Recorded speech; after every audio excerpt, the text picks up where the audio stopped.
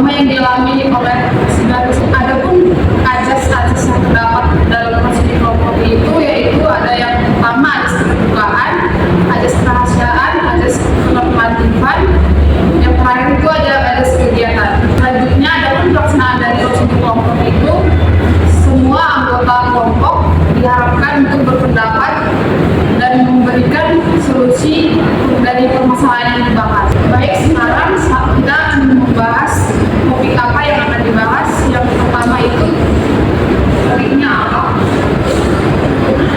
Saya persilakan kepada saudara-saudari memberikan apa permasalahan yang akan dibahas. Kepada saudari Sri, saya persilakan. Jadi permasalahan saya itu ialah timur seperti orang gila. Baik, terima kasih kepada.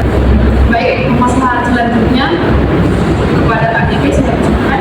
Baik, terima kasih. Permasalahan saya itu untuk melihat suami bangsa. Terima kasih kepada Kak Devi. Permasalahan selanjutnya kepada saudari Mahkamah, saya persilakan. Terima kasih. Permasalahan saya itu khawatir berlebihan. Baik, dari permasalahan yang kita bahas, yang kita urutkan permasalahan yang pertama dibahas itu kekhawatiran dan berlebihan, yang kedua itu merasa stres, yang ketiga itu linglung seperti orang gila, yang keempat untuk mengasuh anak yang bertingkah, yang terakhir itu untuk melihat suami yang malas bekerja. Baik, kepada saudara-saudari apakah setuju dengan urutan permasalahan yang akan dibahas? Baik, langsung saja kita membahas topik yang pertama yaitu kekhawatiran dan berlebihan. Saya persilakan kepada Mbak Rama, bagaimana kronologi permasalahan yang terjadi kepada Mbak Rama. Baik, terima kasih Beka. Di sini topik saya itu khawatir dan berlebihan. Saya itu memiliki rasa khawatir dan berlebihan atau biasa disebut memiliki dengan tugas-tugas yang berkegiatan. Itu kayak seperti saya ini mencoba tugas ini benar atau salah ya, gitu. Atau misalnya saya dikasih tugas ini yang lumayan susah, jadi saya udah gak pede dulu nih bisa ngerjain atau enggak. Padahal kalau dijalani ya saya bisa ngerjain gitu, bakal siap juga tugas itu. Jadi saya itu capek sebenarnya, khawatir yang berlebihan seperti ini. Terima kasih kepada saudari Rama. Baik, kepada saudara-saudari yang lain, apakah ini pendapat dari permasalahan yang dialami dari Mbak Rama? Baik, kepada saudari Sri, saya persilakan. Jadi terima kasih. Nah, apa sih yang menyebabkan pemikiran-pemikiran seperti itu muncul di kepala pertama? Baik, terima kasih. Mungkin faktornya itu saya pernah membuat kesalahan. Jadi saya nggak pernah pikir-pikir dulu gitu pas melakukan itu. Jadi saya salah, hasilnya salah. Dan makanya saya sekarang ini jadi berpikir dulu, berpikir panjang, ini salah atau enggak deh. Terima kasih. Terima kasih. Saya berikan kepada Baik, kepada saudara-saudari yang lain pendapat lagi kepada saudara Mahkamah. Kepada saudari Nanda, saya persilakan. Terima kasih Beka. Saya ingin bertanya, upaya apa yang telah Anda lakukan untuk menangani masalah ini? Terima kasih Najla. Mungkin sejauh ini saya sudah melakukan diskusi kepada teman-teman ataupun dosen tentang cara pekerjaan tugas supaya saya tidak berpikir terlalu banyak. Terima kasih. Saya kembalikan kepada Beka. Baik, terima kasih kepada saudari Nanda.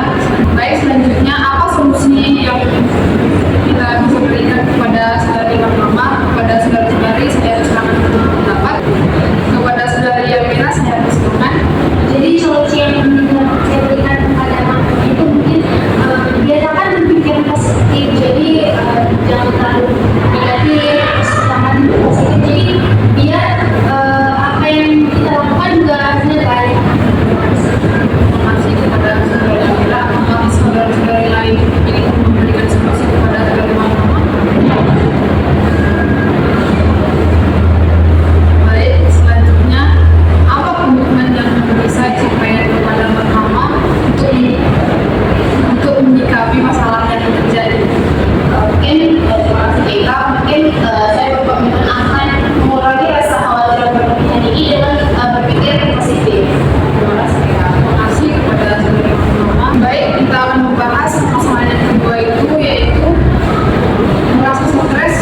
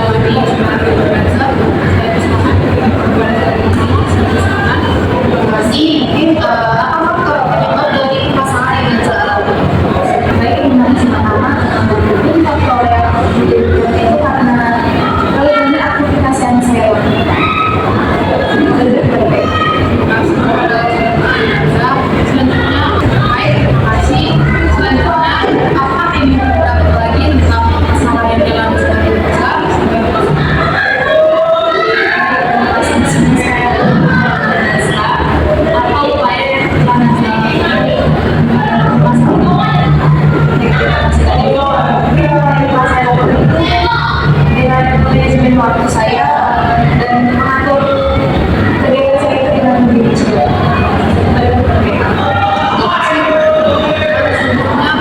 Baik, masih kepada saudara tugas, nantinya apa solusi yang dapat dilakukan untuk menyikapi permasalahan ini? Saya usulkan kepada saudara sendiri, saya usulkan.